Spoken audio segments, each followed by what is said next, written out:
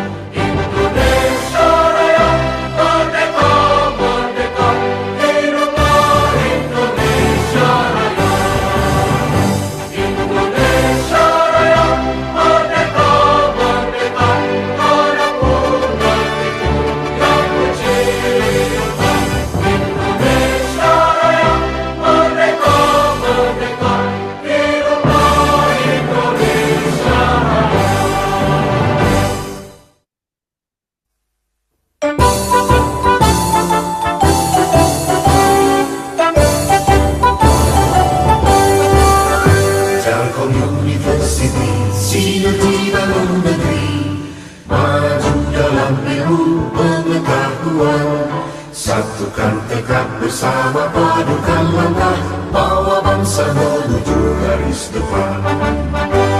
Raih cita radu masalah, singsingkan tingkatkan inovasi, unggulan dan prestasi, semua demi keluhuran bangsa, masyarakat adil bersejahtera. Laksanakan pendidikan dengan semangat pengabdian, ciptakan kehidupan gemilang. Telkom University, kebanggaan Pertiwi, maju dengan karya, berperan bagi bangsa, bagi Indonesia, bagi dunia.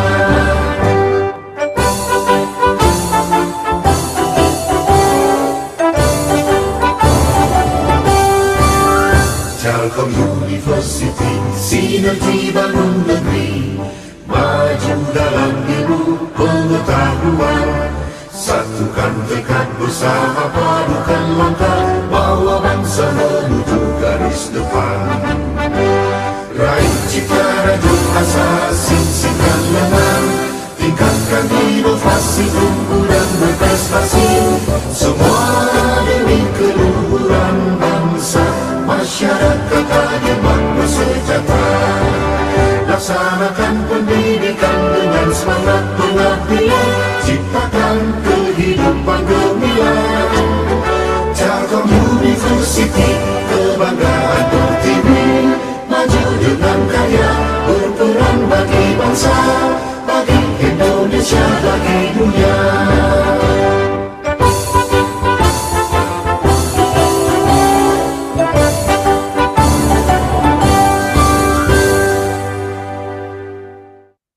Hadirin dipersilakan duduk nyaman kembali.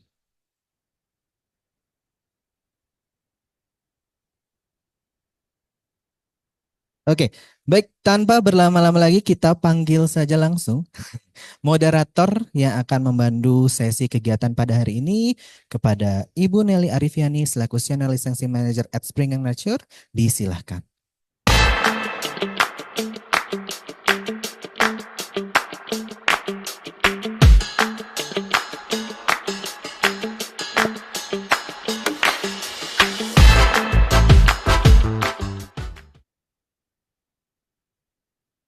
Bismillahirrahmanirrahim.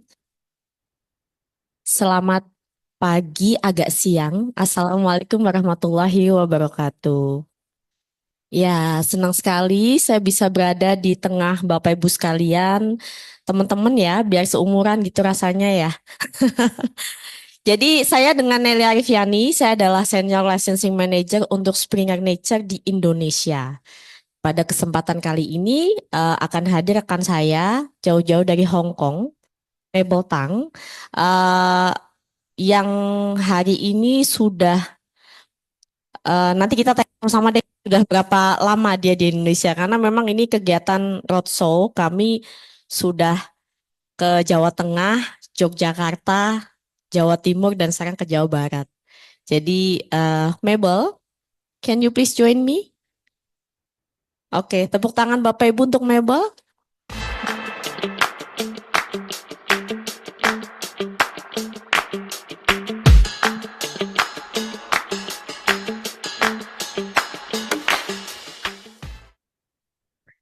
Oke, ini adalah Mabel. Sebelum kita serahkan sesi ke Mabel ya, karena memang kita sudah agak terlambat, izinkan saya membacakan profile dari Mabel Tang.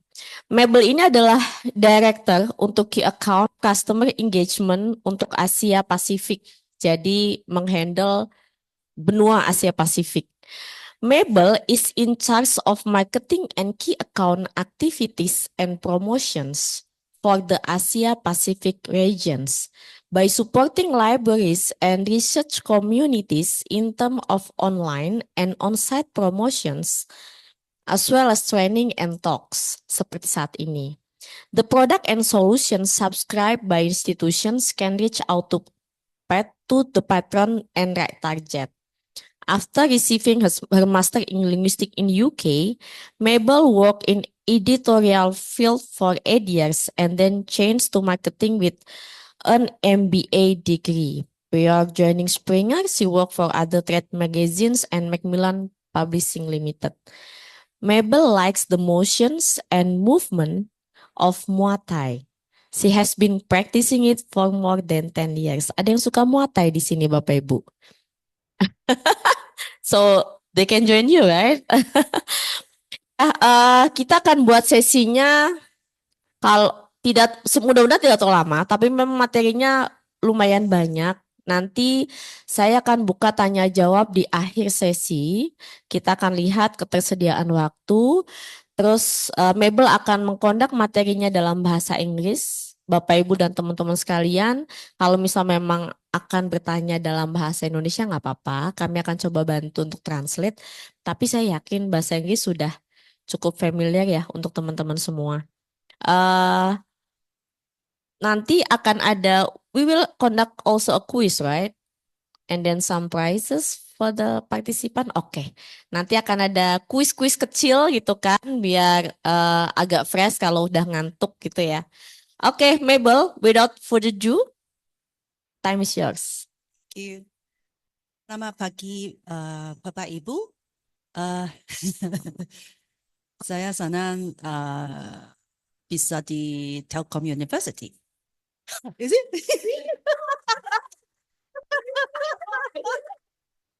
Well, I tried to speak more Bahasa, but I spoke this one to previous university, but every audience looked like me. Huh? Well, I think practice really helps. So in my last two talk, today is my last two talk and I'm now in Telkom University. And finally, seems like everyone understand what I'm talking. Yeah. So thank you for hosting me and inviting me to be the speaker today, and welcome everyone on site as well as everybody online. Oh no, I'm not on my video yet. Am I connected? Because I'm not so sure. Okay, but yeah. All right. So my talk, I have to share my screen, right?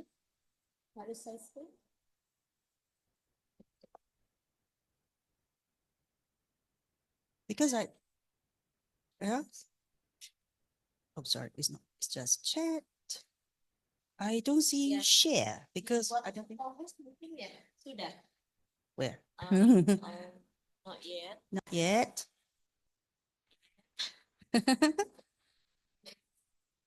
Ada untuk saya screen.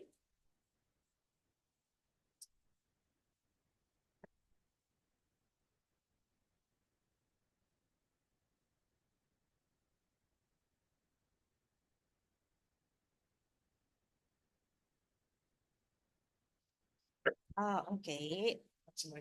Maximize. So I share my whole screen.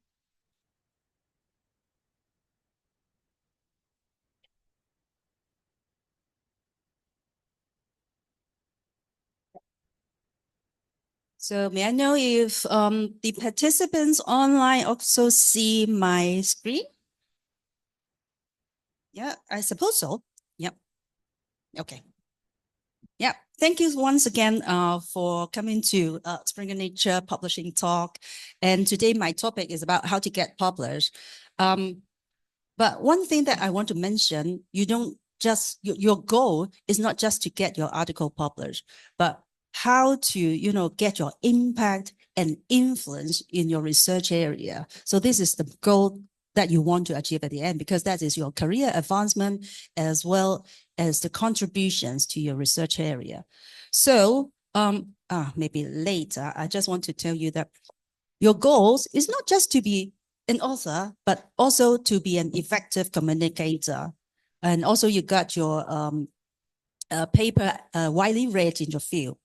And to do this, you need to logically structure your manuscript so that you have the best manuscript to be prepared to send out. And also you have to look for the efficient publication strategy, meaning that you are publishing in the appropriate journals that reach out to your target audience. And then finally, you have to go through a journal submission process, and that is including a response letter, as well as a peer review process. So my talk today will be more or less like this. But also I would like to talk about some trends, some innovation in the market, as well as extra information on book publishing, because some of the experienced authors, after several rounds of publication in articles, they do want to publish a book in order to keep their work and summarize their work and put it in a place permanently. So I will also have some slides about book publishing. But before that, I do want you, all of you, including the online participants, to log into this tool. It is called Mentimeter. I like to use it to interact with audience, because once you log in, we are able to interact. I ask you a question and you feedback to me. And this is also the tool to be used at the end of the quiz. We never forget any friends or participants from our online, so please also log in using this Mentimeter tool, because you are more than welcome to join our quiz at the end.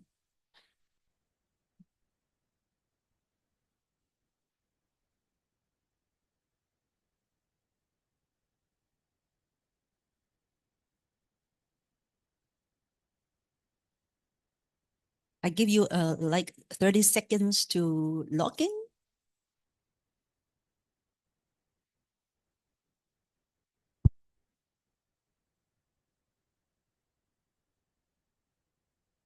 Perhaps I also have to, launch the Mentimeter. Where is my? Where is it? No. I mean the Mentimeter that I. Can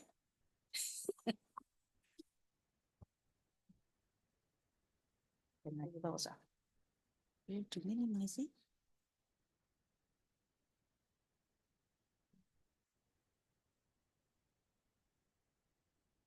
Because should be okay. Oh, yes, right. I want to share this. Thank you.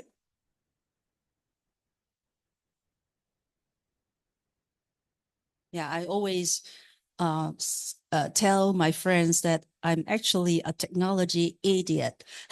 I'm not good at technology, but ironical that I'm coming here to present. I think everyone here is much more knowledgeable on technology than me. Okay, I see people joining us. Okay, so it's just the same login detail. Then I have the first question for all of you, because I want to understand your role in this university. So are you a professor lecturer, or you a librarian, undergrad student, postgrad student, or others not included here?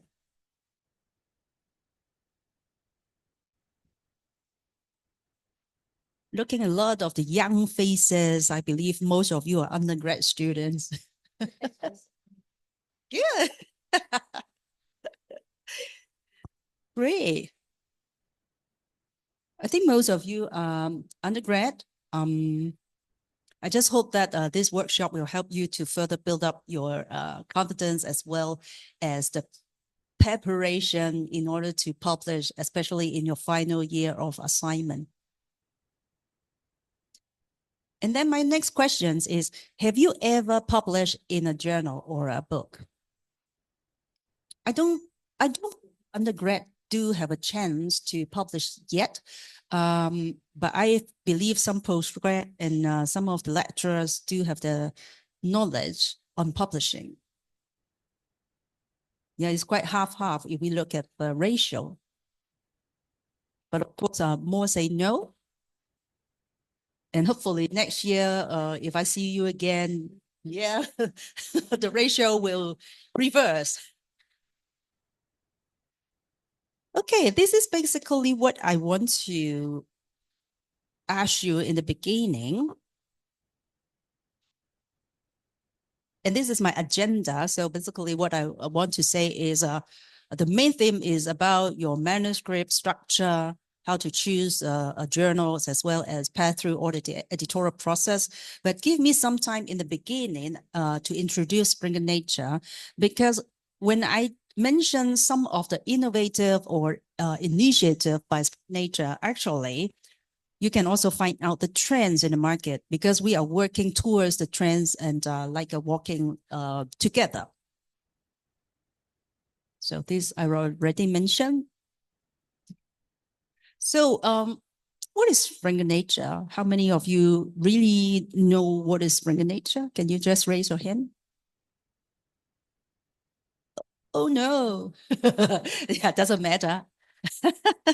Well, Springer Nature, actually Springer and Macmillan Science and Education, which owns Nature as one of the subsidiaries, merged in 2015, and then become one company. And the name is called Springer Nature.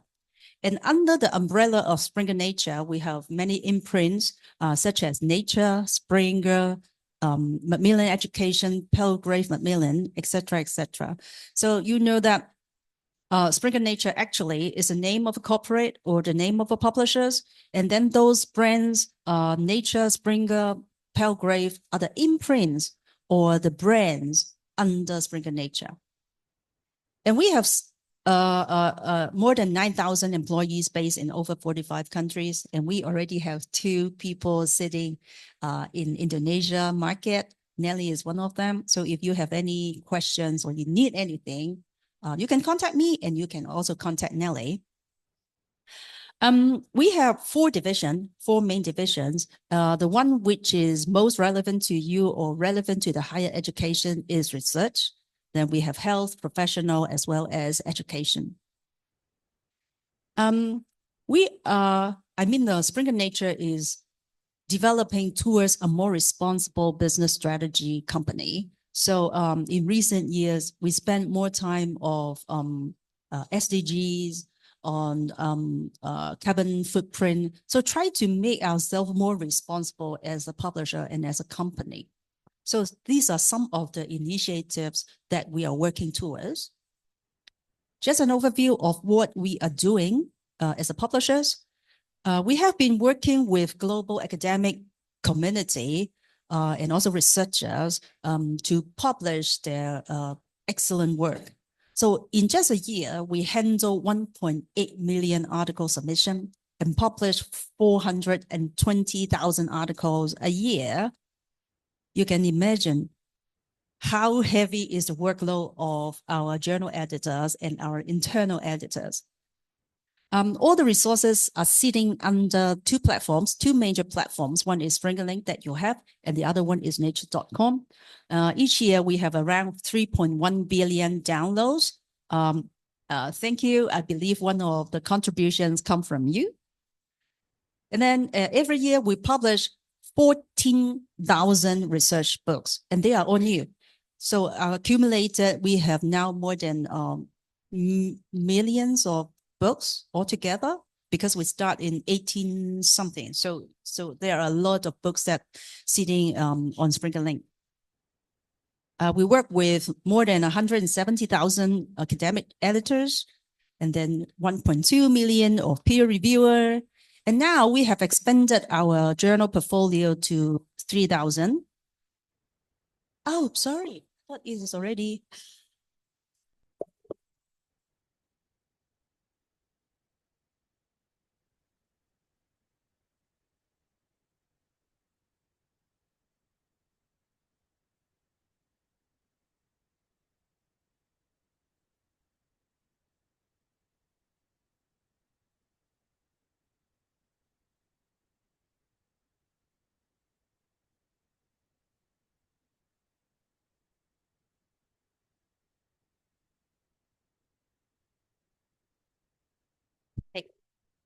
I won't repeat it because all those are order numbers. But I just want to say that we have a rich portfolio of journals as well as ebooks. One of the trends that we identify in the world is that we are talking a lot of open science, open data. So we try to make the knowledge towards a more open platform. So our prestige brands include our Nature journal. In just 2022, Nature was the first journal in the world, among other publishers as well, to achieve 1 million citation in a year. And then now we have scientific reports, Springer Link platform, and then Nature Communications. So we are the largest open access journal by the number of articles in the world. For every piece of our research, definitely we want to disseminate towards the world. So if you look at our open access portfolio, now we have 1.4 million research articles, which is published immediately OA, because Springer Journals is pro Go OA. We are following the Go OA compliance. And then now we have more than 600 open access, fully open access journals, and then more than 3,000 open access books and 2,200 journals in hybrid. Does anyone know what is hybrid journal? No, it doesn't matter, because I do have a slide in later that explain what is hybrid journal, so that you have more choice and options to choose from if you want to publish. As I mentioned in the earlier slide, that we also want to be a more responsible publisher.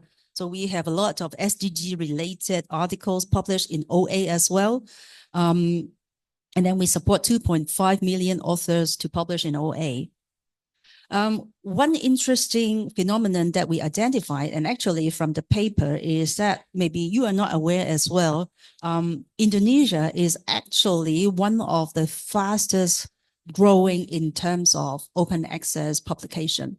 I think it's the top one among Southeast Asia. Yeah, so I would encourage you to explore more of the benefits of open access, and try to, understand more about how to publish in open access. And then, and then your articles will be able to read by a lot of people globally. So this is just a summary of our open access portfolio in numbers. I won't go through it, but we are expanding from almost like none into now 600 plus fully open access. And we will continue expanding our fully open access journals in the future, and also try to give more hybrid options to our authors to choose from. And then as I said, we are the largest academic book publishers. We publish 14,000 new books per year. So our books, not just for journals, but also for books, we try to publish more open access books because we have a white paper about the open access book that in general, if you publish in open access, your books have more than twice the number of citations, and then 10 times more in terms of downloads than other non-OA books. For our books, we have different types of book types, such as monographs, textbook, reference work, etc. In my later section, there will be one touching on book publishing. In that section, I will explain more about the book types. And now, more than a quarter of our books have a focus on one of the SDGs. So basically, I would say that we are working towards a more open access platform together with our aim at SDG and environmental friendly atmosphere. If we want to publish more books, definitely we need to rely very much on the advanced technology. And one of the things that we are talking a lot these days are AI tools. I think this is also the trend. It's not just for scientific publishing, but in our daily life, we are using a lot of AI tools like ChatGPT, even like for images, we have created a lot of AI images. I want to mention this book here because this is the first one that a machine-generated overview that is using a new approach of summarizer. This is not our first AI generate books because we had that already in like 2018 or 2019. We already have a book published by AI in that year. But this one is new because in the past, we usually use approach called extract-based summarizer. What does that mean? Extract-based means that they use the AI tools to summarize the key sentence of each paragraph and make them into a summary. But this is completely the same sentence and what is mentioned in the paragraph. But you can imagine if like extracting the most important sentence from each paragraph and make it into a summary, it can be lengthy. It can be a page or even 2 pages, even longer than a manuscript. So now we are using the one called abstract-based summarizer. Abstract-based means that the AI tool actually go into a deep learning. They understand fully about the context of the manuscript and then summarize and rephrasing the words and give you a summary, just maybe in a paragraph. So it is much shorter than the extract base. So that is why we are working towards a more abstract base, because this is really something that most of the researchers want to look for, right? Because you want to read a summary instead of reading another manuscript. So this is how we are moving towards. We have a lot of AI tools, but I won't touch on it too much because I'm not an expert. And also, if you are really interested in our AI tools, maybe next time we can organize another round of talk, but based on AI. But we need to be very cautious when using AI tools because nowadays, everything put on social media, on web, you cannot know whether it is true or not. Even some images, it can be fake. So as an international publishers, we have our policy to use AI tools.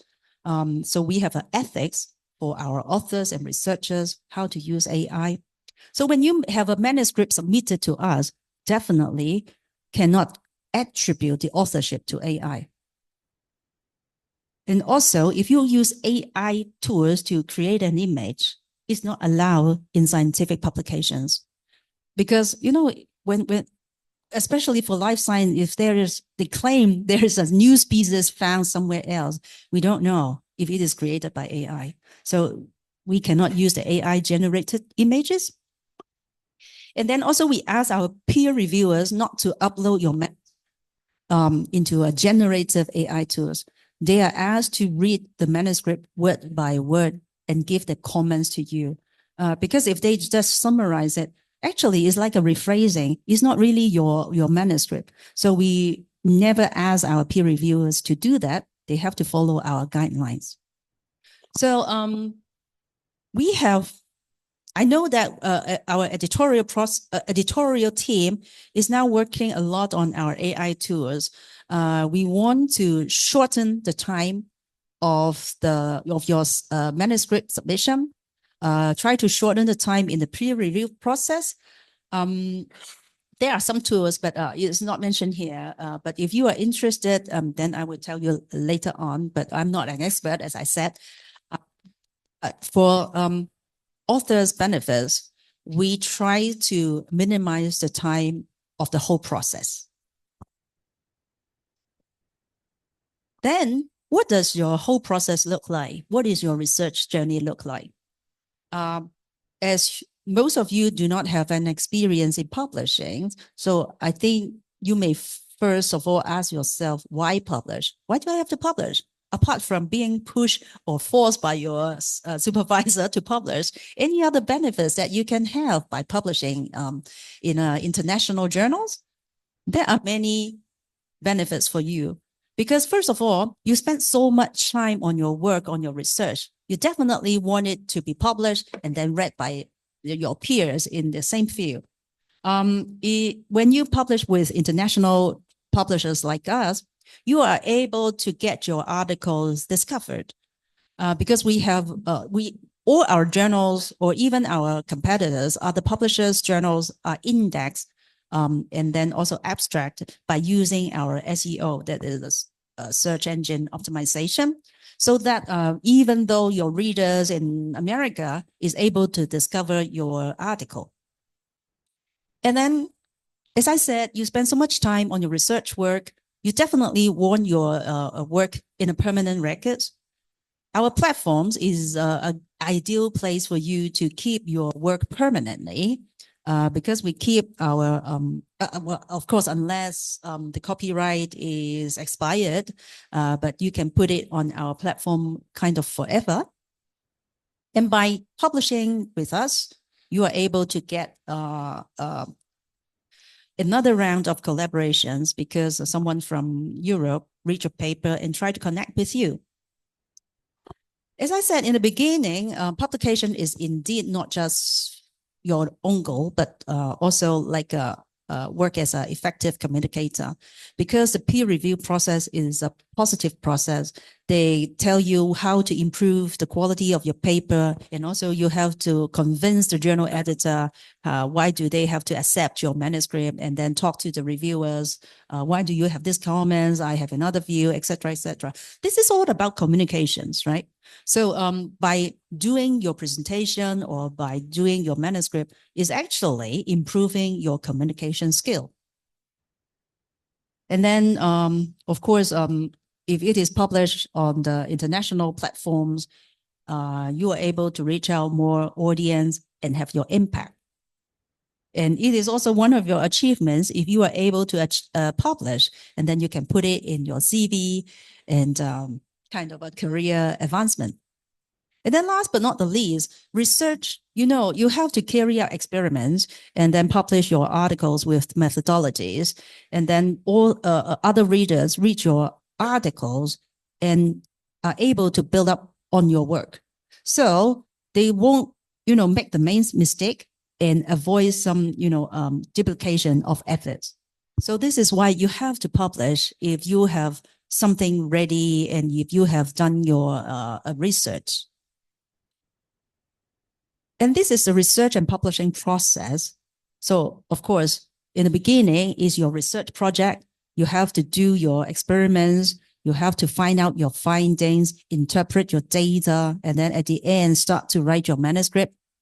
And then the second phase is really the manuscript preparation. You have to choose the article type that you want to publish in, and then structure it, make it easy to understand, and then look for the right journal to publish and submit your manuscript to the journal.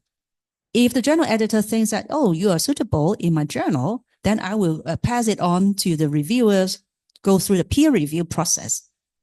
And once everything is done, the revision is done, and the journal editor accepts your manuscript, it will go to the production process and then publish online.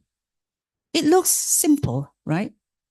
But sometimes it can take a year for you to publish from the first submission to publish. Because if you are not well prepared your manuscript and have to go through several rounds of peer review, actually it takes up a lot of time. So this is what the purpose of today's workshop, because I try my best to tell you how you structure your manuscript, how to convince the journal editors this is suitable for the journal. So first of all, of course, you have to structure your manuscript in order to submit or ready to submit. But first of all, I have a question for you.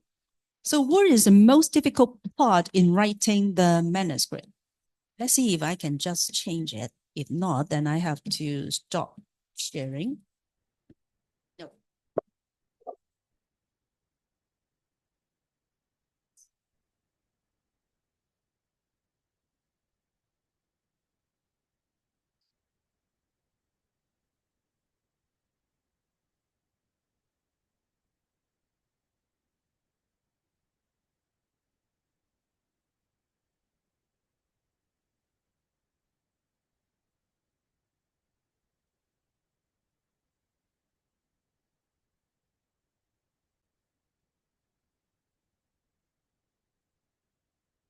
So what is the most difficult part in writing the manuscript for you?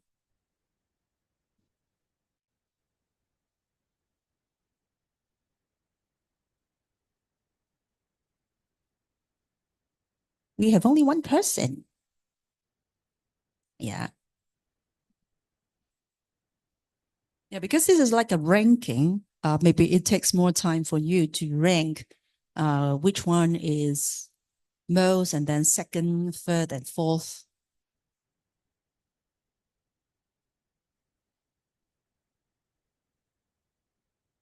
And most said that the discussion, and then followed by introduction. Now introduction overrides.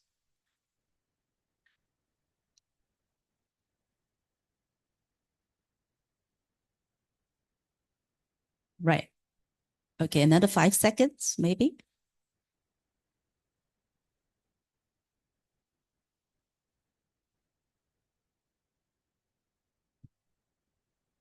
Yeah, I believe most of you think that introduction is the most difficult part. And actually, your feedback is very much aligned with what I've observed with other universities, except Surabaya. They have different difficulties in writing the manuscript. But in general, they say that introduction is very difficult. But from my standpoint, actually, every part is difficult, but it's not as difficult as connecting them together. Yeah, I see a lot of nods. Because if it is like writing separately, yeah, it's okay because everything in my mind, I can write it. But at the end, how can you link all the sections together? Recently, a researcher told me that, oh, she sent a paper to a journal, but finally the peer review rejected and say that her manuscript is not logical. That means she hasn't done a good job in linking all the ideas into every section. So that's why she got such a comment. So that's why we always mention that logically structure your manuscript is so critical. Okay, let me start again. Is it my presentation?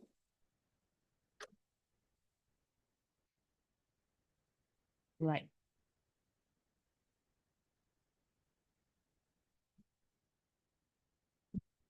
Okay, being an effective communicator, you always keep your readers in mind. And your readers usually have 4 main questions about your research. Why did you do the study? What did you do? What did you find? And how does the study advance the field? And based on these questions from your readers, your manuscript should structure like this: introduction, methods, results, and then the discussion. So the first questions your readers want answer is, why do you need to get this study done? So I would like to start off broad and then guide your readers back to your specific aims. And first of all, you have to tell them about your topics. What is the relevancy of your topic? Is it a worldwide relevance or is it just a regional relevance? Because sometimes it is very hard to, ask the readers in Europe to to read your articles if it is just focused on Indonesia. And then also about your topic scope. Is it a broad do you want to influence the broad audience, or do you want to influence just in your peer? So think about your audience scope. Not think, but also, when you do the research, start with the introduction, you have to mention this in the beginning. Then you can start with what is not known about the topic. What is the problems you identify in the market? So please remember to use a very up-to-date studies because, for your research area, there may be a lot of publications already published in the market. If you are still using the old data, that means you are not catching up with the trend. And then the journal editors believes that you are not really prepare your manuscript right or doing your experiments right. So make sure you are using the up-to-date studies, and then cite as broadly as you can from worldwide. When they have the basic context of the background information of the research area, then you can tell them what is not known, and this is the basic of your research area. You have to tell them why you observe this problem in this area, what you should do, etc. And that is, form the basics and the core message of your research area. And that is how they, understand why you have to do this research. And at the end, go back to your specific aim. And that is the research problem that you identify. If you do that logically, you can answer the first questions. Oh, sorry. Yeah. And then go back, of course. Then the next question is the methods. They want to know, what did you do? This is, definitely this is mostly for the researchers in your field, because they want to know what you have produced, what you have found in your findings. So based on your findings, they can reproduce your experiments, but also they try to build on your research, because if they build on your research and you are cited and you are put as a reference, actually it helps build up your reputation in the field. It's not just the researcher at this moment, but it is also the first time the peer reviewers will evaluate your methodologies. They will validate your results. So if you are not using the most up-to-date methodologies, they will usually ask the journal editor to reject it right away. So you have to make sure that you provide such kind of information to the peer reviewers to go through your study design.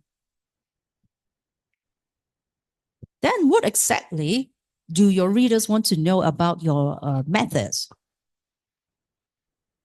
For sure, they want to know who or what was used in the study. Are you using some samples? Are you inviting someone or some people to be your participants in a survey? And if you are doing a lab experiment, what materials are you using? Where did you buy them or purchase them? And even the locations of your experiments and the physical environment of your labs, such as temperature, etc. All these will influence the final outcomes of your experiments. So you have to mention it in your methods.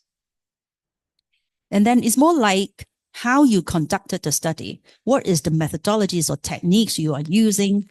And also mention the conditions and what controls you try to prevent the negative outcome. And finally, if you have some data coming up, of course, you want to analyze them. You need to mention what is the software or the quantification methods you are using to analyze your data. And then at last comes up with a statistical test that you show your finding.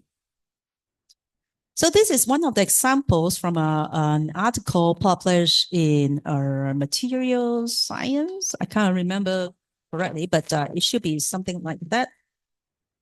The first part of the methods, the authors has clearly mentioned about the materials used and also which suppliers they are using, where is it, the location of the methods is carried out, etc., etc. And then in purple, it is a clear subheadings reference used to about the methodology process. And then the green part is the information for the readers to reproduce the experiments. And last but not the least is the statistical test parameters that is provided. So if you are a structure like this, basically you cover all the information in the methodologies.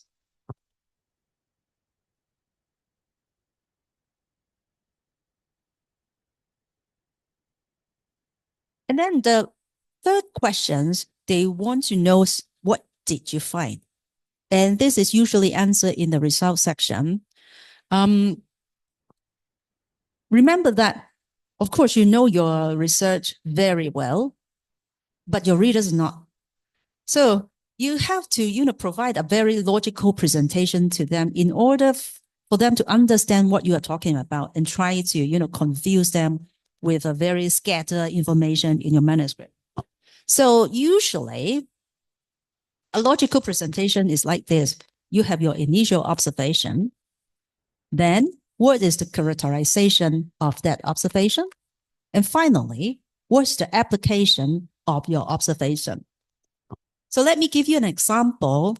Let's say you are fabricating a new membrane of water treatment. That is your initial observation. You see that there is a new membrane for the water treatment. Put it there. But then your readers want to understand more about this membrane. They want you to categorize it in physical and chemical properties. For example, under different conditions or under different temperature or pressure, will there be any variation? Will there be a destroy situation happen, etc., etc.? And then finally, you have to compare the efficacy of your membrane together with other membranes that already published in the market. And then, of course, I think you want to try show that your membranes is much better than the other membranes. And that is why you have to do this research. And in the results section, I don't suggest you to, mention it in one full page, but guide your readers with your findings with graphs. Because especially for life science, hard science, a lot of experiments are done. And then you show them with the graphs. Actually, for most of the readers, it's very hard for them to understand if you don't make it clear. So make it into a subsection. Each subsection is one finding, and one finding relates to one corresponding figures. Because this is really trying to avoid information overload to your readers. And if you try to make it or break it into a subsection, it helps them to understand the context of your study. And this is one of the examples from a published article. The authors has clearly mentioned the red dots and the black dots with the legend. Legend, sometimes we call it captions. So you have to, like, a table 1 shows this is table 2 show that. So, and then mention clearly about the axis, what do they represent? And then finally, kind of a comparison. But if you look at it in details, actually the 3 graphs are the same thing, but slightly different. Sometimes if we are able to put all the graphs into one chart, it's okay if the information is not too complex, but this one is completely complicated. So the authors designed to divide them into a series of graphs so that it's not mixed up and easy for the reader to understand, and each one with a caption. So whether to put a separate table or make it into one table really depends on how complex is your findings. And then the final questions is, how does your study contribute to the field? I would like to think this like a pyramid. You start off narrow and then guide your readers down to broad. If you remember in the introduction, I mentioned about start off broad and then guide your readers to narrow. Because in the discussion, you want to summarize what you did. Begin with your research problem, because this is always the main theme of your research.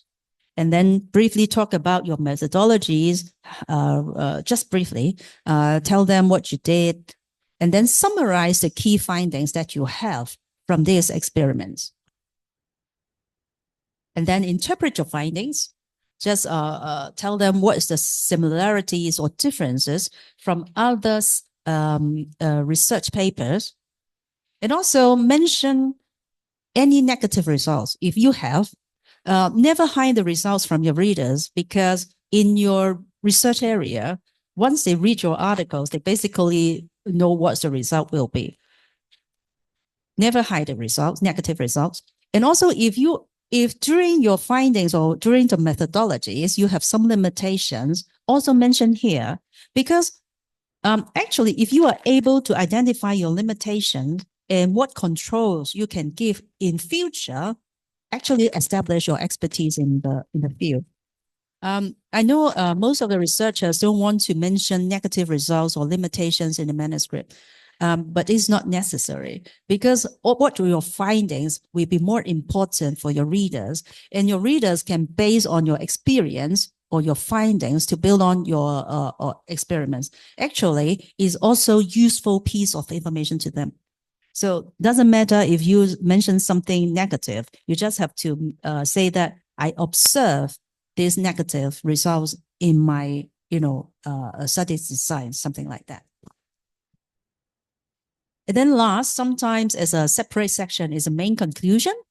That is to show them why it is important to the field, and what is the applications, what is the future direction, etc., etc.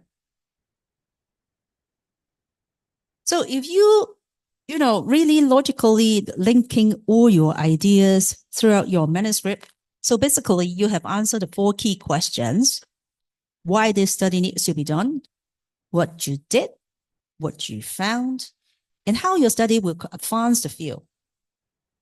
But beside the 4 key questions, you also have to link your ideas throughout your manuscript, because your objectives should be related to the problem you identify. Yeah, it's not working. Okay. But your results and other figures should also be, related back to your objective. And finally, the implication or applications of your field should be like a solution to what you identify in the problem in the beginning. Just think of your research like a story. If you identify a problem in the beginning of your story, your readers definitely want to have the answer at the end they finish. So if you are able to link your ideas like this, interconnected with each other, then basically you have prepared your manuscript well. But before they have the chance to read your paper, you definitely want to get your readers' attention. And with the attention, you start with your titles. And then some do's and don'ts that is like advice for you. So in your titles, you should include what is most important, because this is what the readers are looking for. 1 or 2 keywords for indexing. All the article indexed, and all our journals are indexed. So if you are able to provide 1 or 2 articles in your, keywords in your articles, that is easier for discover. But also one point that for the keywords, try not be too generic, because there are so many generic terms available on the databases. So if you like saying energy, there may be 10,000s of search results coming up. So instead of generic, make it more specific, such as the energy level structure, the carbon nanotubes. These are more technical terms in the field, and then it is easier for the platform to find out your article. And then your title should not be too long. We recommend authors to use less than 15 words to create your title. Then what you should not include in your title, first of all, avoid questions. I don't mean completely no, but you have to make sure that your questions include all the information necessary for the readers to understand the title, your research as well. And then try not to be too vague. This is called a method-based title. That is like an investigation of the membrane used in Indonesia. But what is it about? We don't know. So try not to be too vague, but to make it like a new membrane that is used for water treatment, etc., etc. This is more straight to the point instead of a method-based title. And then last is abbreviation. Don't use abbreviations too much because people outside your immediate field may not be aware or understand what you are talking about. So just state that what was investigated, what was measured, and the samples, the measurements were taken from. So this is an example of a title. So let me read it out for you. A late quaternary evolution of a Lowell's landscape over glacier and interglacier cycles in a region of high tectonic vertical uplift and lateral strike slip movement in the Cherwell Basin located in South Island of New Zealand. What's wrong with that? Yeah, it's too long. And what is the core message of this title? Is it about New Zealand? Because the first thing I look at it is New Zealand. and then what else? Is it about the Lowell's landscape? Or is it about the glacier cycle? We don't know. But when the authors added a little bit and make it a little bit shorter, then we got a better title. The Late Quaternary Lowell's Landscape Evolution on an Active Tectonic Margin, Cherwell Basin, South Island, New Zealand. So we know that it is all about the active tectonic margin happened in New Zealand. So this is completely different if you are able to focus on the core message that you want to present to your readers. So long doesn't mean good. Remember that.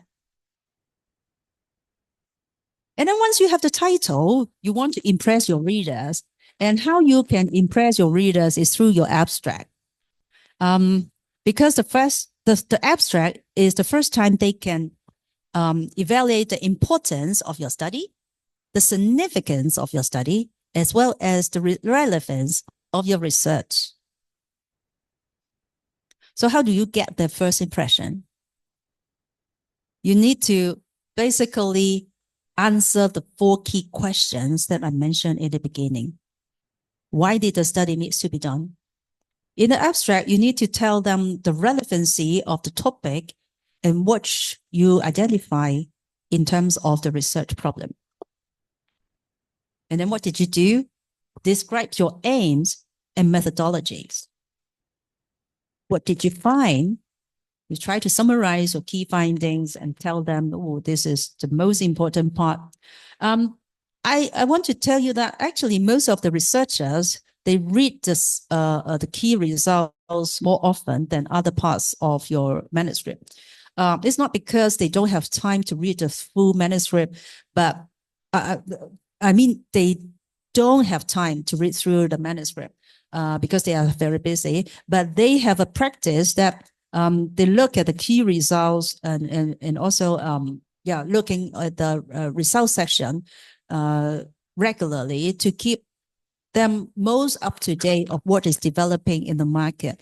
So make sure that you summarize the major key results in this section in the abstract. And then at the end, how will the study advance the field and state the main conclusions and what is the implications in the field? So actually, can you imagine that or can you get the idea that your manuscript answer the 4 key questions, but your abstract is basically answer the 4 key questions. So meaning that your abstract is basically a summary of your manuscript. Okay, now you have done your manuscript. So the next step you want to do is to look for the right journals to publish. But there are so many journals in the market, even just for Springer Nature, we have more than 3,000 journals. So which one is the most relevant to you and which one you want to publish? As I said, your goal is to publish and then get widely read in the field. And that is how you have the impact to the research area. So how you can publish quickly and have impact is the most important to you. Then this is another question. And I have to stop share. Yeah. The Mentimeter. Share Mentimeter.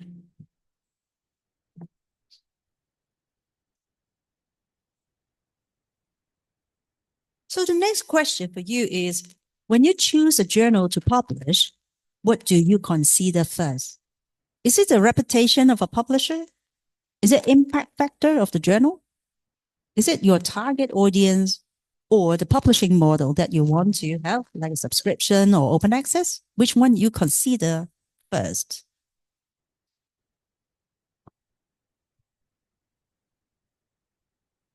Most people vote for impact factor.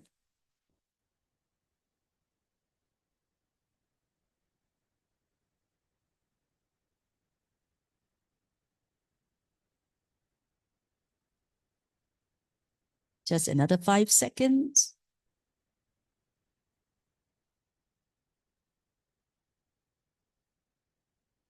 Okay, I think most people vote for impact factor, followed by the publishers. And I'm happy that Nelly and I are here to represent Springer Nature. Okay. And let me go back to my PowerPoint.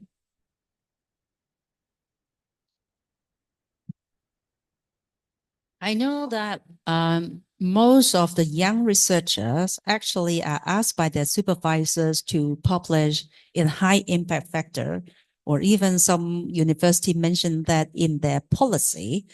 But we will say that not necessary, because your impact in your research article does not equal to the impact factor of a journal. Because we need to understand one thing, that impact factor is a number for the journal itself. You know, is about the past 2 years, the number of citations, and then the number of downloads, and that make up the numbers for the impact factor. But there is only one number for one journal. And then one journal has so many volumes, and each volume has so many articles, and you are one of them under the volumes. So how do you measure the impact of your research, of your own article? So I would say that if you are able to publish in a high impact factor journal, you can put it in your CV for your career, but still your article is not measured in terms of the impact. So really focus on the impact of your article instead of the impact factor of the journal. So the first thing you need to ask yourself, one thing, who do you want to influence? Who is your target audience? Where are the researchers located? Are they in your region? Are they in worldwide? Then, do you want to influence the researchers only in your subject area or in other related area? Particularly now we have so many multidisciplinary research. Then apart from researcher, who else you want them to read? Is it industry, policymakers, educators, or just general public? So first of all, identify who is your target audience.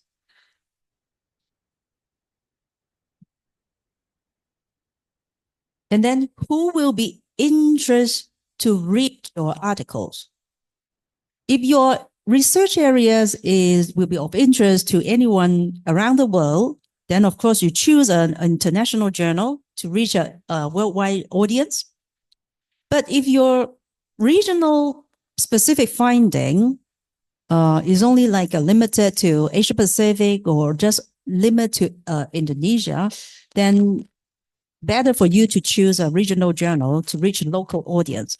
But of course, if you think that your research finally will have an impact to other readers in the world, but just gradually, then you can choose an international journal, but you need more evidence to convince the journal editor why do they have to take up your regionally specific findings, because they have to make sure the readers in Europe or in Americas, they will read your regionally specific findings.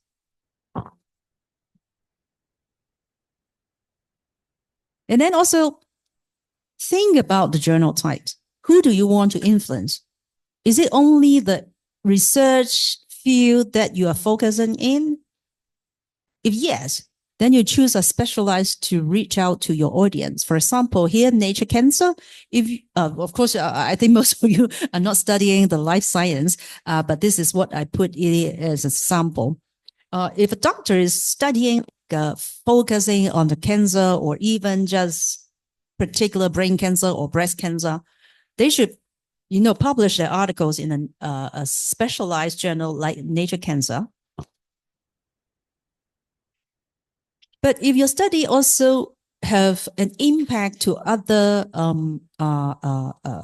research area, as I said, the multidisciplinary, then you may choose a broad focus journal. So for example, there is a new drugs and also a new treatment for brain cancer. Then it basically covers several things within the generic medical science. So you can choose to publish in Nature Medicine. So this is the same implications to engineering as well. So whether your research area is specialized or actually span across different subjects, then you should choose between a specialized or broad focus journal. I mentioned in the beginning, there are two types of publishing model that you can choose from. The traditional one is called subscription. That means it is limited to only those that have the subscription right to their journal. But if you want to, have more impact in the world, because you think that it will be very beneficial to the whole community, then open access could be your choice. I believe most of you understand what is open access. That means when you publish in open access environment, no matter the readers, no matter where they are and who they are able to read it online. That is open access. So just briefly talking about the difference between two. Open access journals has no subscription or no access fee for readers. They can read no matter where they are. But the authors have to pay the article processing charge, APC, and the cost is either paid by themselves or covered by their institutions or funder that they have. But the authors is able to keep the copyright of the article. They can reuse it, reformat it in other medium or other format, and even for the commercial use is okay because the copyright is theirs. And then we have a new term recently is the transformative journals. Transformative journals is traditionally called subscription, but because we see the trend is moving towards more open access, so we offer this kind of hybrid journals to our authors, and we call it transformative journals. Fully open access is fully open. When you publish in that journals, it's completely open and you have to pay APC. But transformative journals, they have two choices. After your articles is accepted by the journal editors, you are asked to publish in open access or in subscription. It depends on you. If you want to get more wider audience, you choose open access, but of course, have to cover the cost. Or if the cost is really something that matter you the most, you can still choose the subscription. So hybrid journals means the two options of publishing. There is no right or wrong. It's really depending on how you want to reach out to your readers. Then how do you identify whether an open access journal or even a journal is good or not? So first of all, of course, look at the publisher name. Are they reputable? Are they international? If the journals are from, for example, Springer Nature, You have more confidence that it is a trustworthy journals. And then are these journals indexed in databases? For example, like the open access directory, is not the full name, but I can't remember now. Are they indexed there? Or are your researchers in your field using the databases looking for articles such as Web of Science or Scopus? If yes, you are quite confident that they are trustworthy journals. But if no, even if you publish, no one can find your articles because they are not indexed. So make sure that your journals is properly indexed on the databases you are using. And then course is an important issue. Remember, publishers will never ask you to pay in advance. So only when your articles is accepted, then you will be informed of the payment method. And last but not the least, if you look at the editorial board members, there must be someone that you are familiar with. This is just an example of a phishing email that our editors always receive. So in the upper part, it looks very normal. It's just a general information, even with the ISSN numbers, looks real, right? But the tricky part falls below.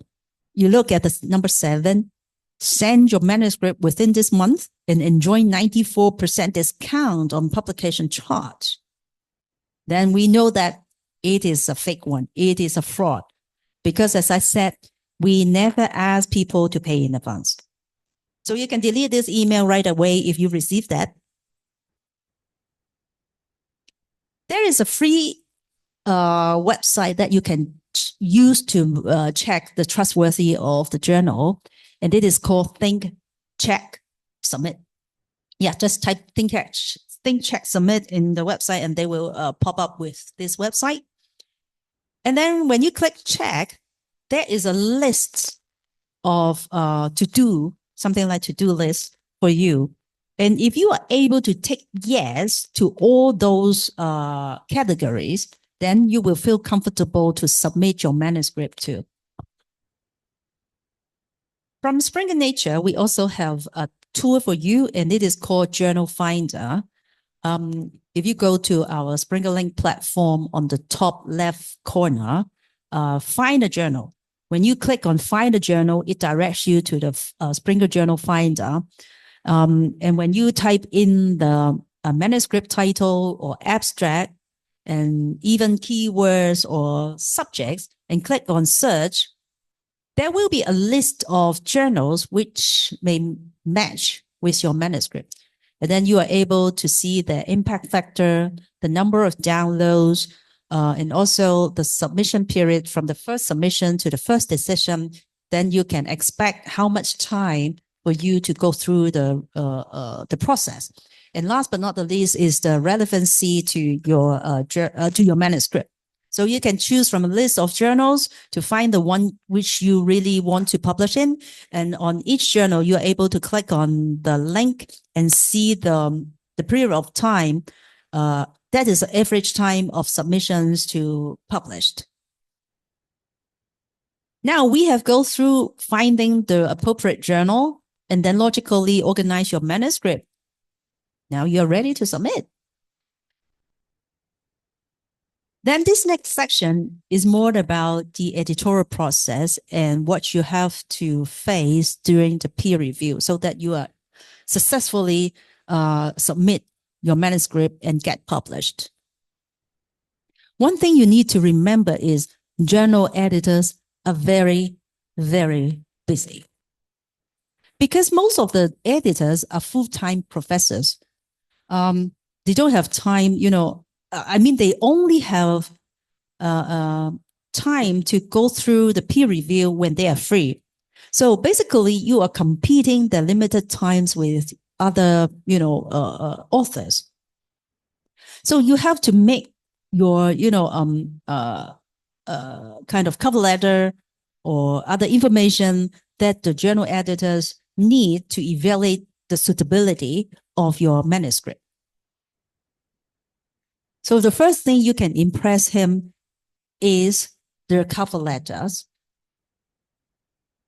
In a cover letter, you need to make sure that they understand the significance and relevance of your study, why it is suitable for them to, why it is suitable for your manuscript to be published in their journal.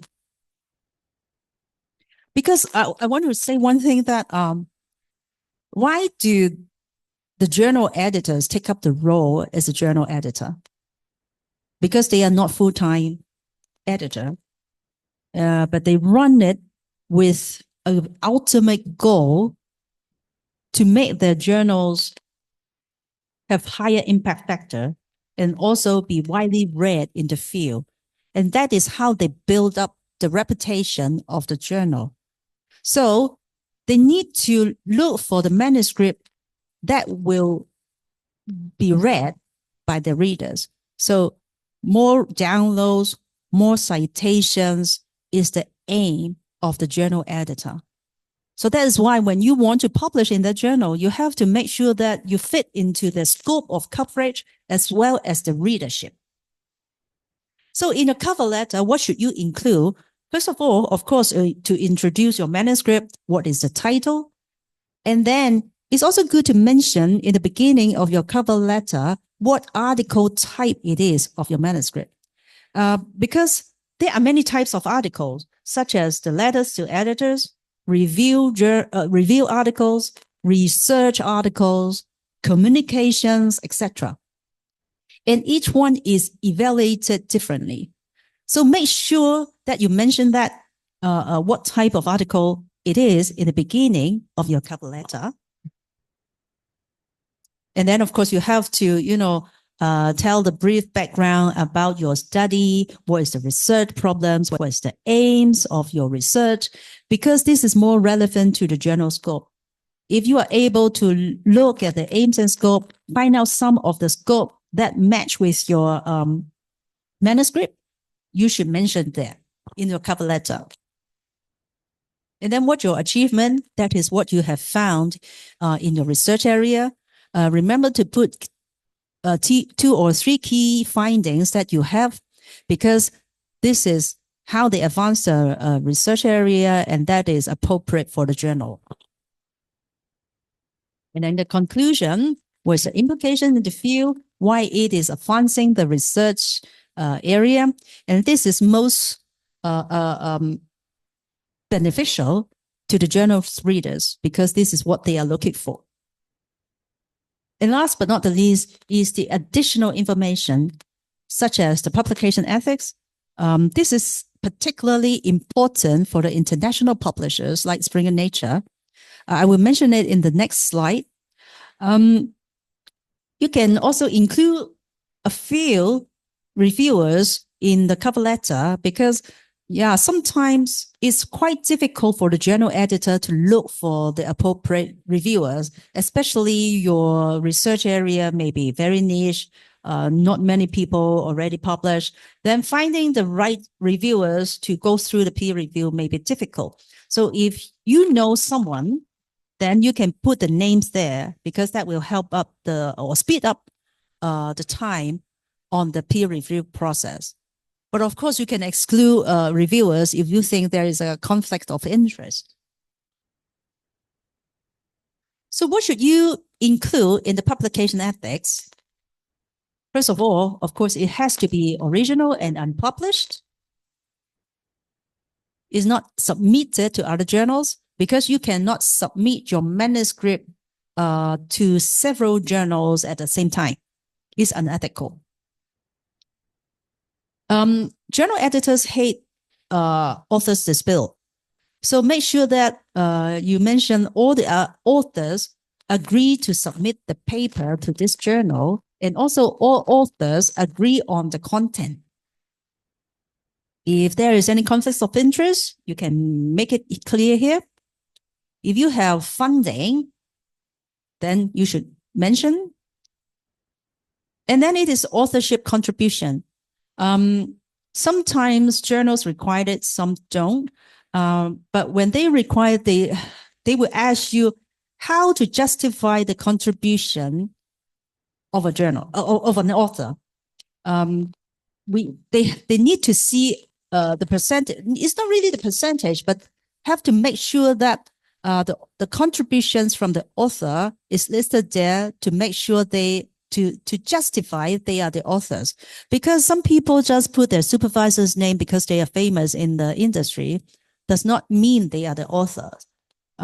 So you have to make sure who is the main author, who is really writing the manuscript, who are the co-authors, like doing the experiments, revising the manuscript. So those are the co-authors and correspondence author. If it is just your supervisor is famous in the industry, but give you some comments about your work, you just need to put him as an acknowledgement, under the acknowledgement, and should not be the co-authors or correspondent authors. Because at the end, peer review is anonymous. They don't know who is submitting the manuscript. So not necessary to put a famous name in order to increase the success rate. You can go to springer.com or nature.com to see our latest editorial policy, as well as the publication ethics.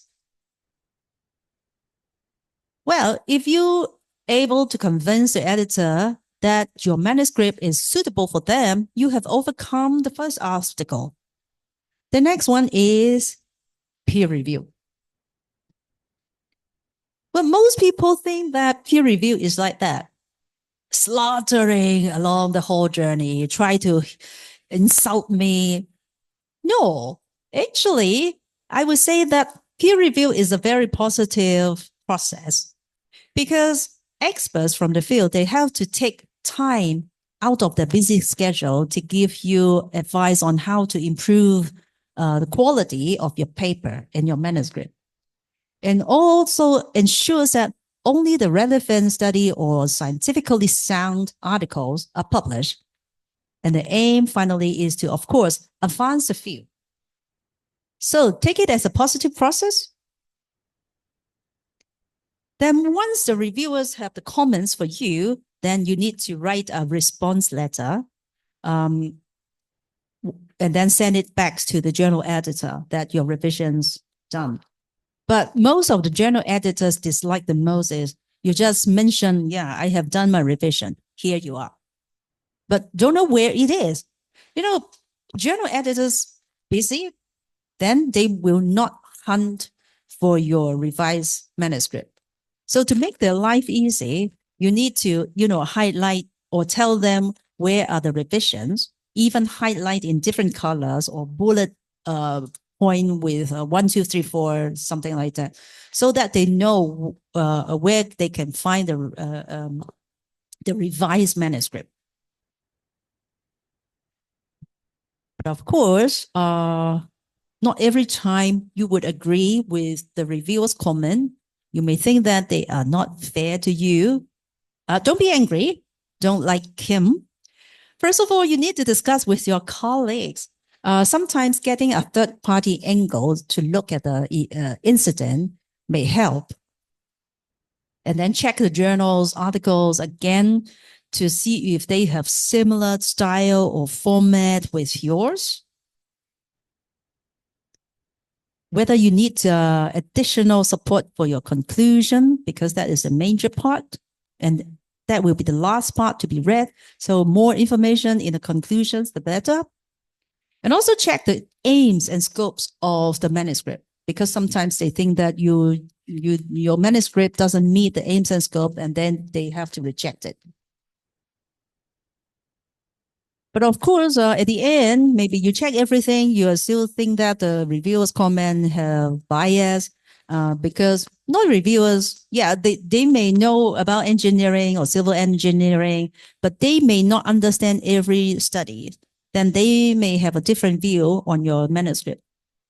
Don't worry, because at the end, if you think that there's still disagreement between you and the reviewers, you can always talk to the journal editor directly. I want to show you that this is just a manuscript journey. I'm not going to touch on it, but I just want to let you know that, yes, reviewers play a very important role in the peer review. But at the end, it is still the journal editors to make the final decision whether they accept or reject your manuscript. So if there is any disputes, disagreement, then you can talk to the journal editor. But of course, you have to get the proof and evidence why you disagree with the reviewers. Regardless how good is your paper, you may still not able to publish in your target journals. So what do? First of all, relax. Yeah, because it happens to most of the authors. I don't think the first time they publish, they get success. Don't take it personally. And then secondly, think about what didn't they like about your manuscript. Are you able to improve it? Are you able to revise it? If yes, thirdly, then you can resubmit to another journal. Sorry that you cannot submit to the same journal after the revision, unless after a few years that you have new findings on the same topic or new solutions, then you can revise your whole manuscript and submit to the same journal. But if it's just a rejected journal and do some revision, you cannot submit to the same journal again. But as a publishers, we would like to help our authors. And there is a good service from us. It is called Transfer Desk. I'm sorry. Okay. Time is very limited. I try my best. This is called Transfer Desk. When your manuscript is rejected, our subject matter expert will analyze your abstract, title, as well as a reviewer's comment, and transfer you to another journal, which matching your all the details. But it is not a guarantee of publication. You still have to go through the whole process again, but save time to find another journals. So just Springer in Nature also have this transfer desk. Book publishing, just give it, okay. Okay, but if you want to know about book publishing, you can come to me afterwards. Okay, if you're able to submit and get published, yeah, you can you can have a party, but don't sit or having party for too long, because you still have to promote your articles in conference, in your social media. And I'm glad to tell you that Springer Nature has another function, and that is called Share It. How does that work? It's a content sharing function. So go to your article webpage and scroll down to the bottom. You see there is a shareable link. Copy your link and then send it in emails, in WhatsApp, on your social medias. Anyone who click on that link is able to read it online. With a subscription, they can download in PDF. Without, they can still read it online, but they cannot reshare or download or print it. So this is basically what I covered today. So if you still need further support from us, we always there with some tours such as Nature Masterclasses, Nature Research Academy, and also for free tutorial, you can go to springer.com. Under the author, there are author tutorials, which will mention writing a manuscript, different kind of topics that you can have. Ooh, I'll try my best. I can talk for a whole day. Yeah, and as I mentioned in the beginning, there are quiz to see how much attention you pay to my presentation. So the one who is able to get it correctly and fast is able to get prize from us. Welcome all the online participants as well.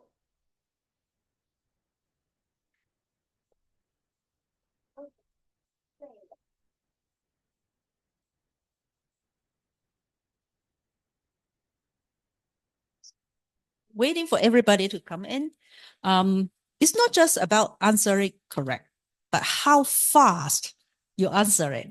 And this is I like this Mentimeter a lot, because they calculate your answer as well as the time you spend on answering. And then they lead to scores.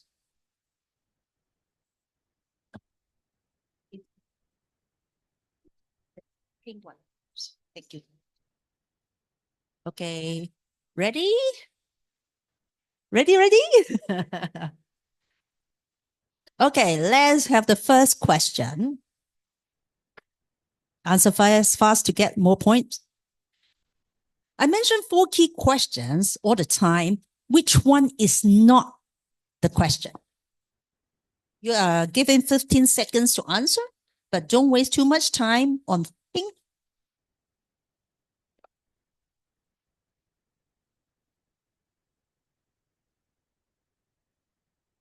Right. I think most of you pay attention to that, and it is an easy one. Yeah, bibliography is definitely not the answer, not the question they want to hear from you. Let's see who is leading in the game.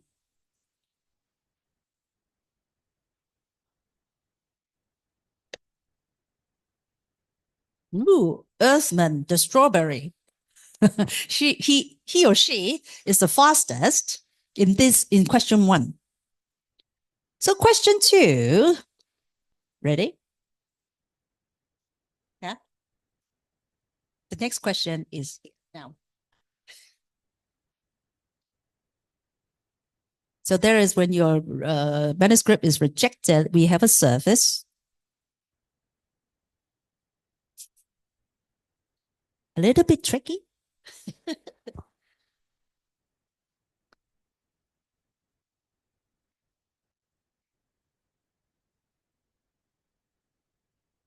Then, yeah, transfer desk. Transfer desk is for the rejected manuscript. Journal finder is for you to find the journals to publish in. So tricky part fall into the rejected manuscript in the question. So let's see who is the fastest. In. Wow, so simple, the word. Okay, the third one. Now it's getting more difficult because these are about the numbers of Springer Nature.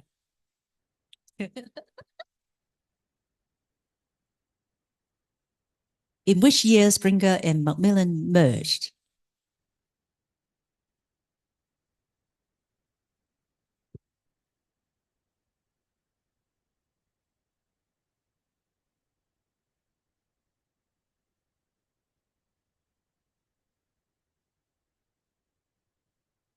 Yes, in 2015. I just want to point out why there are 3 people voting for 2917. Yeah, I intentionally put it wrong here.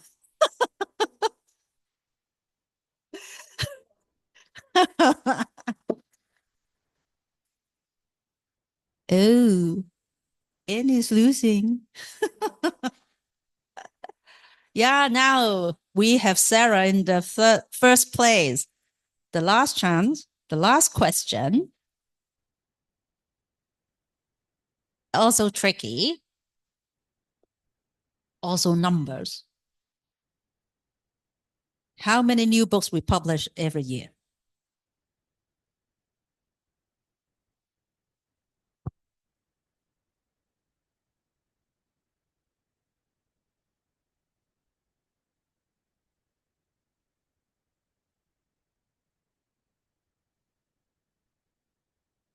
Yes, 14,000. We wish to publish 15, but maybe in a few more years. So now we have the winner of this game.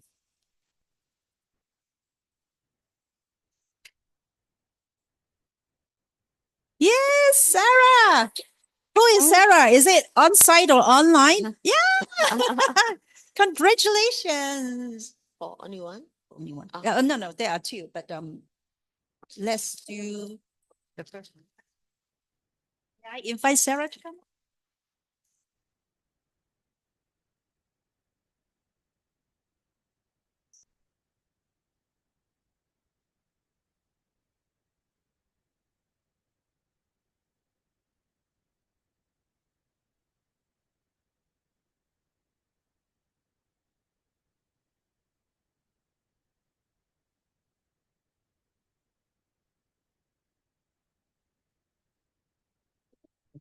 Yeah, and also we have 2 other winners, like runner-up and second runner-up. The second one is Januar. Oh ada, oke baik. Ya, and then Dapatkan. It is.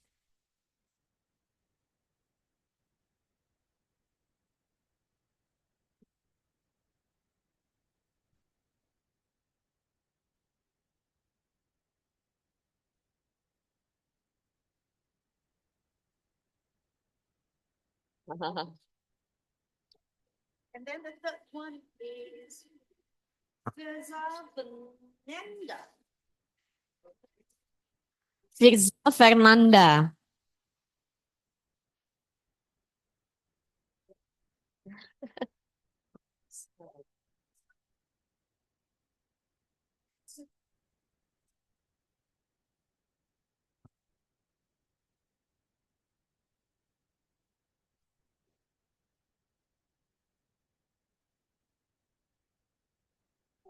Thank you so much, everyone.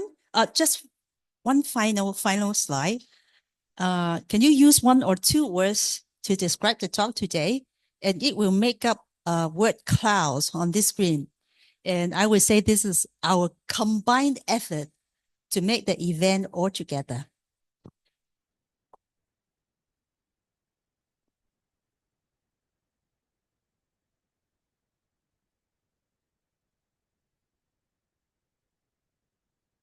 Thank you. Oh, you can input an emoji? I don't know. You just find out. I used this one before with another speaker, internal speaker, and is a gentleman. And then I asked them to use the word describe, and one of them said handsome.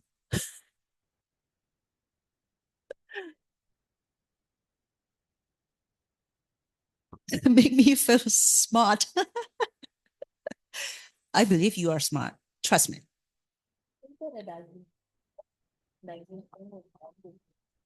Thank you so much. Terima kasih. Thank you, Mabel. Thank you. Tepuk tangan Bapak Ibu semua untuk Mabel Tang. It has a lot of feedback. It's say amazing. And then daging mean all meat, it's like, all with the we call it advantage. I mean, yeah, it's helpful. Daging more like helpful. And then some also say ngantuk, it's sleepy. Yes. Baik. I know who. Ya, saya akan coba summarize. Sebenarnya, I'll try to summarize from your talk karena memang 1,5 jam, jadi agak banyak ya yang bisa disummarize. Tapi saya akan coba. Yang pertama adalah goal Bapak Ibu sekalian tidak hanya sampai di how only to be published, tapi setelah itu jauh melebihi hanya setelah mempublish, tidak hanya setelah dipublish saja. Jadi be a good communicator. And then there are types of journals, fully open access and transformative journal. Jadi pilih mana yang paling sesuai. Pick what suit you most. And then many tools to help you identify predatory journals. Yang paling jelas adalah pay atau ditagih hanya ketika dinyatakan sudah diterima. Jadi kalau belum diterima, itu berarti predatory ya. Terus kemudian untuk OA, full OA jurnal dengan transformative jurnal bedanya apa? Tadi sudah disebutkan sama Mabel Tang, karena kebanyakan di Indonesia peneliti itu atau yang menulis ketika mempublish itu galau. Galonya kok bayarnya mahal ya gitu. Padahal ada caranya untuk tidak membayar, yakni melalui hybrid atau transformative journal. And then the next is the fourth one, journal editor are busy. There will be competitions among researchers, so be stand out. And then please aware on editorial policy as well as editorial ethic. Kemudian per-review itu adalah positive journey. Please always remember. Jadi jangan baper duluan kalau dikasih komentar yang nggak enak sama reviewers. Terus being rejected is not end of the world. Keep trying. Kalau kemarin kata di Surabaya itu keep trying and then you'll be get another come rejections. The rejection even come more, but then it make you better, right? And then that's experience, itu yang valuable itu experience-nya. Meskipun experience itu ditolak terus menerus, nggak apa-apa, keep trying. Untuk Spirit Nature we have a service namanya transfer desk yang bisa membantu teman-teman kalau tulisannya ditolak di satu jurnal bisa dialihkan jika memang kualitasnya bagus. Artinya kalau ditolak itu bukan berarti karena tulisannya buruk, tapi bisa jadi salah alamat gitu ya. Nah, itu yang harus kita usahakan banget gitu. Terus after celebration jika di accepted jangan hanya diam, harus aktif. Harus sharing work-nya, sharing kepada dunia, memberikan ilmu yang bermanfaat gitu kan ya. Oke, itu summary dari saya. Saya dikasih waktu 15 menit boleh untuk tanya jawab. We open Q&A. Ada yang mau bertanya online atau offline? Online ada? Oke, yang mana dulu? Yang online. Oke, online dulu, yang offline Ibu 1, 2 ya. Oke. Baik. Please yang online kedengeran nggak suaranya nanti?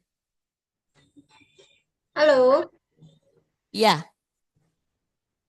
oke, thank you Ibu Nelly dan Miss Mabel Tang. Boleh share screen agar lebih cepat nanyanya ya. Boleh diulang? Oke. Ya, terima kasih. Thank you Ibu Nelly and Ibu Mabel Tang. Can I just share my screen so it's easy for me to explain? Ya boleh Bu, silahkan. Boleh ya? Ya, boleh. Okay, I share my screen here. So this is the book published by Springer Nature online 1st of August this year. And my question, I was one of the authors, but I got email from this Springer Nature. Can I share my screen here? Can you read my screen? Yes, Ibu, kami bisa baca. Okay, so this is the email that I've got from Springer Nature. My question is about the Springer Nature Author Affiliate Program. So I follow the step of this affiliate program, but the problem is when I input my tax information, I check many times that it's not registered. So mungkin saya bisa Indonesian language to Ibu Nelly ya, karena Ibu Nelly ada di sini.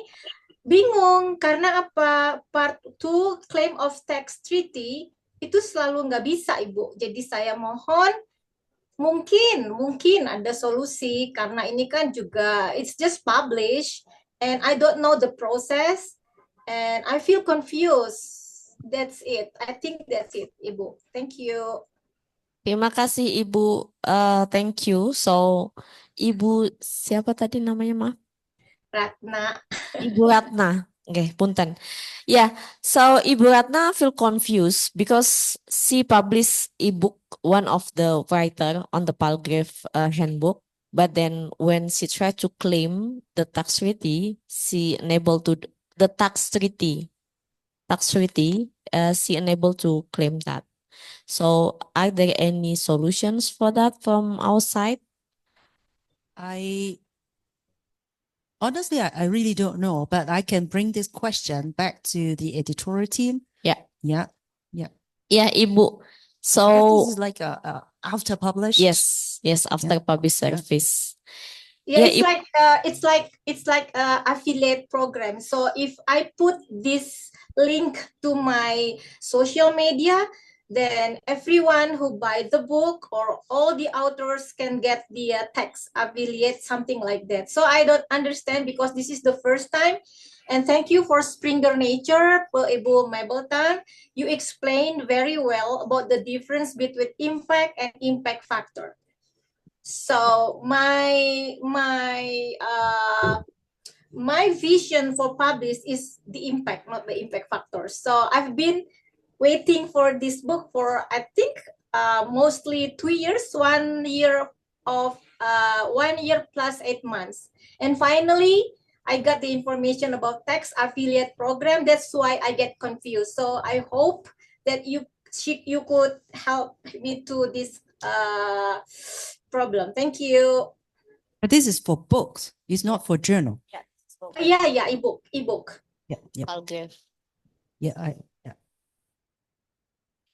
I jotted down because I have no answer at the moment, but I will bring it back to our book editors. Yeah. Because it's not journal, so I need to consult our book editors.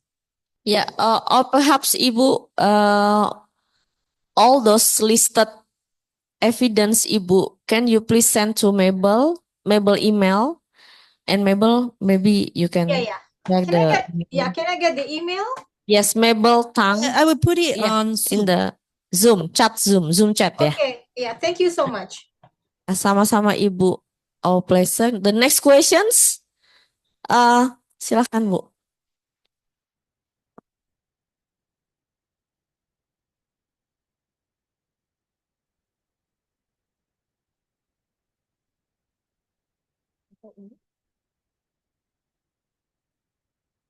Okay, thank you for the topic that you already talked before. It's very interesting for us. And actually, I published my first paper in Nature. So it's very interesting today to hear all successfully. Springnya nih. It's really achievement.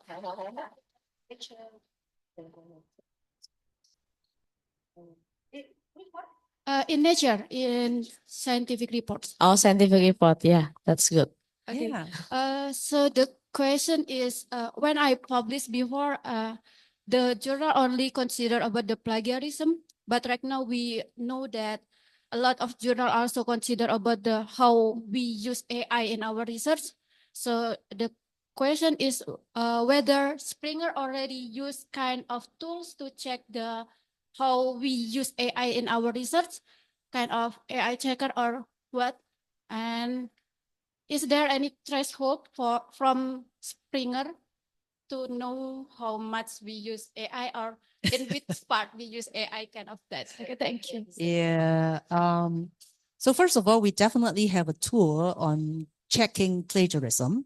We just have to put your manuscript into the system, and then they can check it with others already in the system, because we are able to check against your paragraph together with others already published in the market. So plagiarism is the most easiest way to do it.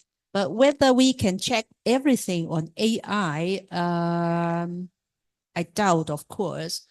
But as I said in the beginning, that the ethics on using AI is definitely knows AI generated images. So this is something that we cannot accept. Whether we can check it, I really don't.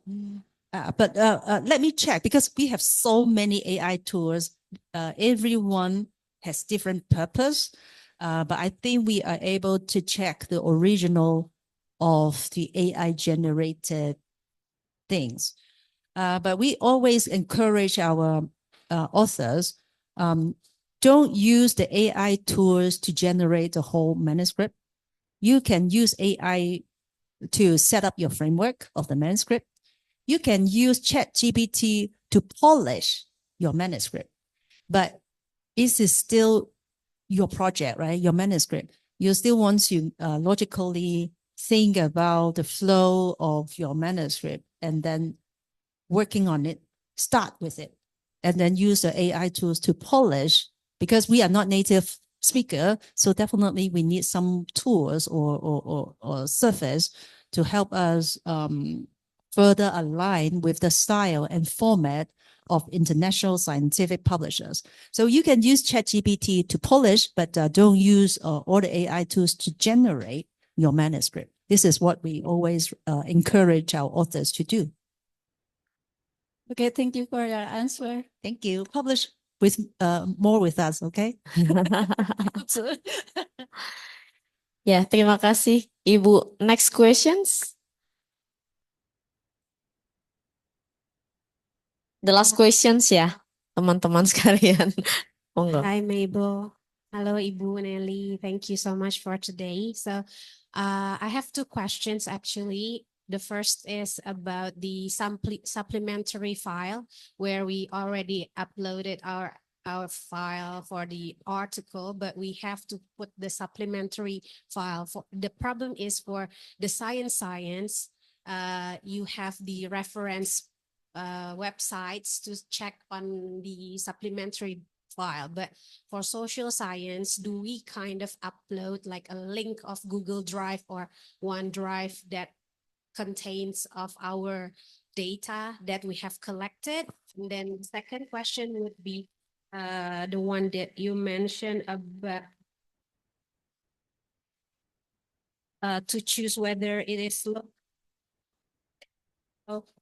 it is also related with the discussion. How do we write the discussion? Because if our topic is very focused into one certain area, for example, Indonesia, then when I try to discuss something, the reference that what is it called?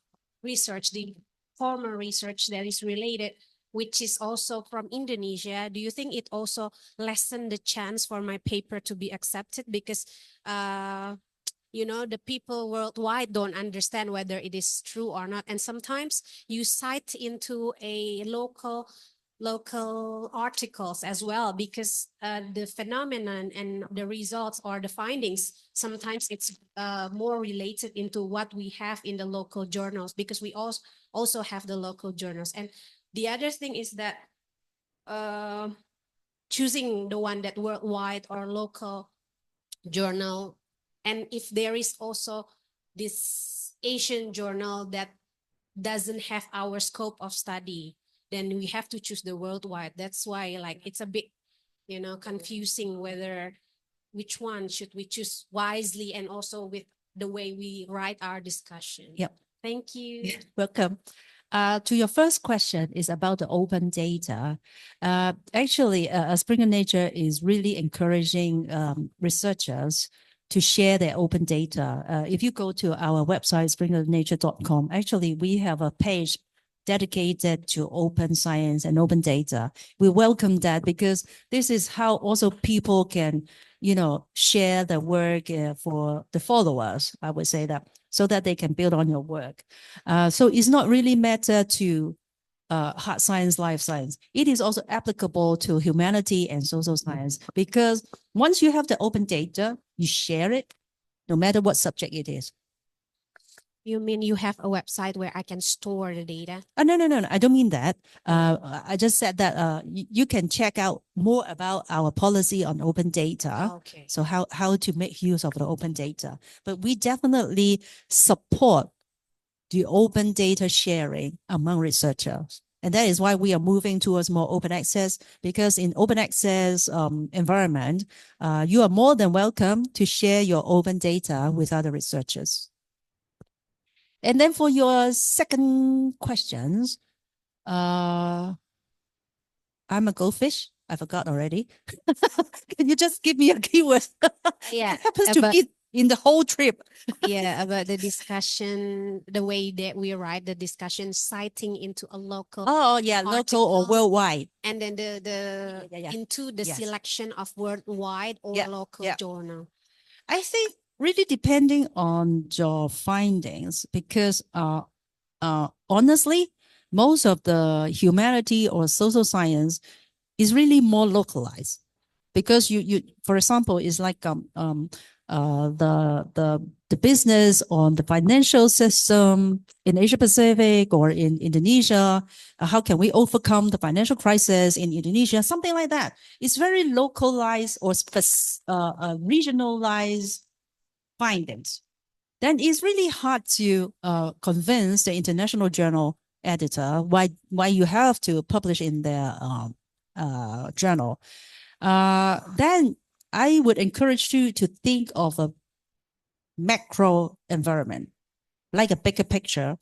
Yes, it may be just limited to Indonesia market at this moment, but do you see there is a similar phenomenon or development trend in other countries. So because, for example, financial crisis, it happened to Europe just a few years ago. So is there any similarities or differences that you can identify? Because only when you have the findings or the comparison between local with the global trend that you have more chance to publish in the international journals. Or, for example, like COVID-19. At that time, everyone just thought it will be similar to SARS in 2013, just limited to China. But then it spread all over the world. So I always say that if there is someone who published an article about COVID-19 and how to prevent COVID-19 from spreading at that time, then I believe there will be a lot of citations or downloads after a few years because the author would have the insights that it will finally spread. So it can be true to every research. It can be like at the end, it will go around the world. So think about the macro environment of your research area. So if after several rounds of consideration is still like limited to Indonesian market or just Asia Pacific, then choose a local one. But look at our portfolio, because I remember we do have journals focused on Asia Pacific only. And then you still have a chance to publish in these journals. Thank The you Asia so Journal of much. something. I remember I see a lot of that. Yeah. Thank you. Thank you, Ibu. Oke. I think that's all right. Oke, kami sudah bolak-balik di remind sama host. Kami berterima kasih atas kesempatan yang diberikan kepada kami untuk hadir bersama dengan Bapak Ibu, teman-teman sekalian di hari, di tempat ini, di jam saat ini. Terus terima kasih, mudah-mudahan apa yang di-sharing oleh Mabel Tang, oleh Springer Nature memberikan banyak manfaat untuk Bapak Ibu sekalian. Dan kalau nanti kami ke sini lagi, jumlah yang sudah publish di jurnal ataupun buku lebih banyak ya persentasinya gitu ya. Dan tentu saja mohon maaf apabila ada yang kurang berkenan selama kami hadir di sini. Itu saja dari kami. Selamat siang. Assalamualaikum warahmatullahi wabarakatuh. Tepuk tangan untuk kita semua. Dan saya kembalikan ke host. Terima kasih. Oke, Ibu mohon izin untuk tetap duduk sebentar. Mungkin kalau misalnya sekarang sudah tidak afdol kalau tidak ada foto bersama. Oke, jadi mungkin rekan-rekan yang mau foto bersama, boleh kita ke depan. We take a picture together. Oke, boleh ke depan rekan-rekan. Kita dibantu oleh panitia. Kita foto bersama di sebelah sini di belakang posternya.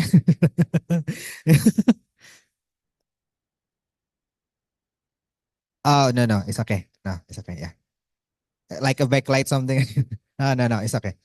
It's because it's not too light. That's yours.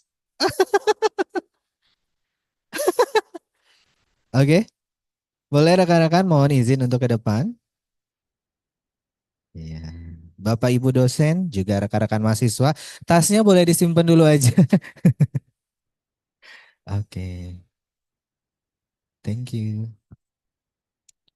Silakan. Ini aman? Backlight nggak? Nggak, oke. Boleh, silakan Ibu. Silakan Bapak, silakan. Oke. Miss Mabel dan Ibu Nelly boleh di tengah. Mungkin laki-lakinya kalau tidak cukup boleh mengikuti seperti saya. Oke. Nah, boleh yang laki-laki boleh di bawah kalau misalnya tidak cukup. Boleh. Nah, seperti itu. Salah, silakan. Oke, nice. Oh, hati-hati. Gak apa-apa.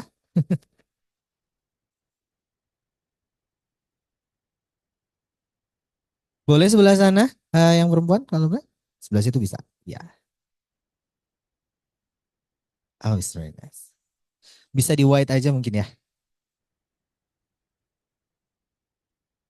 Oke. Dapat semua?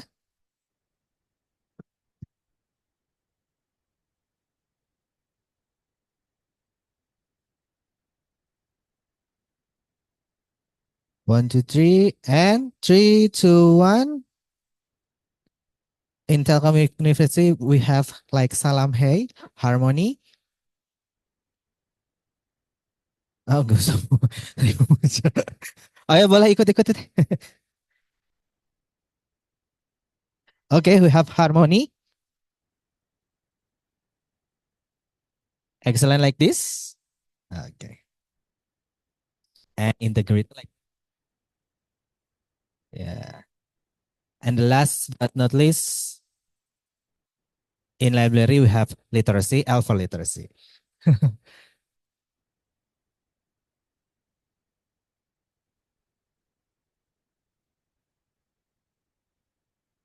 Okay, thank you everybody. Silakan kepada Ibu Nelly dan Miss Mabel bisa kembali ke tempat duduk. Thank you. Oke, rekan-rekan mungkin sekarang bisa disebarkan untuk link presensi. Teman-teman mahasiswa yang membutuhkan TAK atau membutuhkan e-sertifikat, boleh silakan diklik aja light eventnya. Kalau misalnya kelihatan boleh nanti ke panitia ya. Silakan diisi, nanti akan ada e-sertifikat ke emailnya teman-teman. Oke? Oke, teman-teman terakhir ya, kalau di Open Library Bapak Ibu dosen juga boleh berkunjung ke Open Library. Kita lagi ada book fair. Jadi mungkin teman-teman yang mau ke Open Library cari buku-buku boleh banget datang ke Open Library untuk book fair-nya. Jadi rekan-rekan di situ ada Mizan, ada apa lagi? Gramedia, ada Kawah Media, ada Grafindo dan berbagai macam publisher yang bekerja sama dengan kami untuk menyelenggarakan kegiatan book fair. Baik, kami ucapkan terima kasih kepada para peserta yang telah hadir, baik secara langsung maupun daring, dan terima kasih juga kepada Telkom University Open Library dan seluruh pihak yang terlibat dalam penyelenggaraan acara ini. Kami berharap acaranya dapat menjadi langkah awal Bapak Ibu dan rekan-rekan semua untuk bisa mempublish jurnalnya secara internasional, apalagi nanti dibantu mungkin bisa publish di Springer ya Bu. Oke, sampai jumpa di acara literasi event selanjutnya. Tetap semangat dan terus berkontribusi untuk pendidikan dan penelitian yang lebih baik. Selamat siang dan terima kasih. Wassalamualaikum warahmatullahi wabarakatuh.